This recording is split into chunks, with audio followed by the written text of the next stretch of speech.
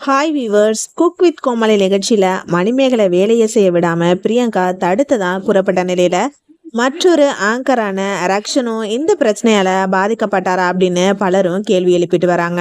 வாரம் முழுவதும் ஸ்ட்ரெஸ்ஸா ஓடிட்டு இருக்கிற மக்களை கொஞ்சம் காமா மாற்ற பெரிதும் உதவுதே ரியாலிட்டி ஷோக்கள் தான். ஆனா கடந்த சில நாட்களா ரியாலிட்டி ஷோல நடந்த சண்டையினால சோசியல் மீடியாவே பச்சி எரிஞ்சிட்டு வருது. விஜய் டிவியின் புகழ்பெற்ற ரியாலிட்டி ஷோவான குக் வித் கோமாளி நிகழ்ச்சியில தொகுப்பாளரா மணிமேகலைக்கும் தொகுப்பாளரா இருந்து பிரபலம் அடைஞ்சு தற்போது நிகழ்ச்சியில குக்கா பங்கேற்று வந்த பிரியங்காவுக்கும் பிரச்சனை வெடிச்சிச்சு.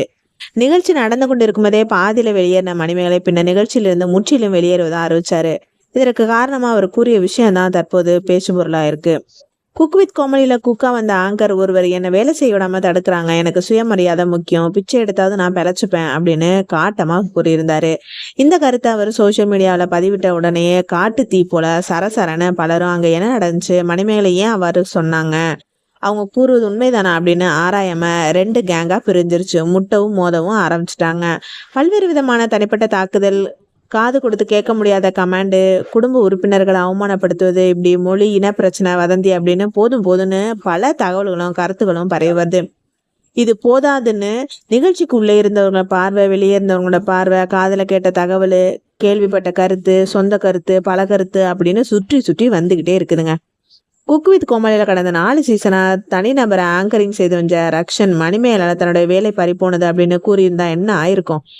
தற்போது கருத்துக்கள் உலா வந்த வண்ணம் இருக்குது. அது மட்டும் இல்லாம தன்னுடைய வேலையில பிரியங்கா தலையிடுறாங்க அப்படின்னு கண்டிப்பா ரக்ஷனோட வேலையும் அவர் பாதிக்க செஞ்சிருப்பாரு. அப்படின்னா ரக்ஷன் இது குறித்து எதுவுமே சொல்லாம இருக்கிறது ஏன்? இவங்களுடைய குடிமைப்புலி சண்டையில ரக்ஷன் இழுக்கப்படாது ஏன்?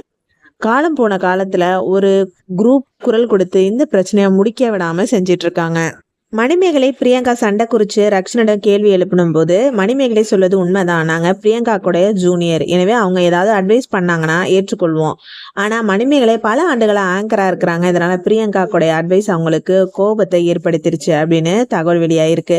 நிலைமை இப்படி இருக்கும்போது மணிமேகலை பிரியங்காவை பார்த்து கேட்ட அனைத்து கேள்விகளுமே ரக்ஷன் இப்போது உங்களை பார்த்து கேட்டா என்ன ஆகும்? இதுவரை வெளியான அனைத்து சீசன்களையும் தனிக்காட்டு ராஜாவை வளம் வந்த அனைவரையும் சந்தோஷப்படுத்திய ரக்ஷன் வேலையை நீங்க பறிச்சிருக்கீங்க. கோமாளியா இந்த சீசன் வர என்னால முடியாது, ஆங்கரா வேண்டும்னா வரேன் அப்படின்னு கூறிதான் இந்த சீசனுக்கே நீங்க வந்திருக்கீங்க அப்படின்னு தகவல்களும் ஒரு புறம் கசிஞ்ச வண்ணமா இருக்கு.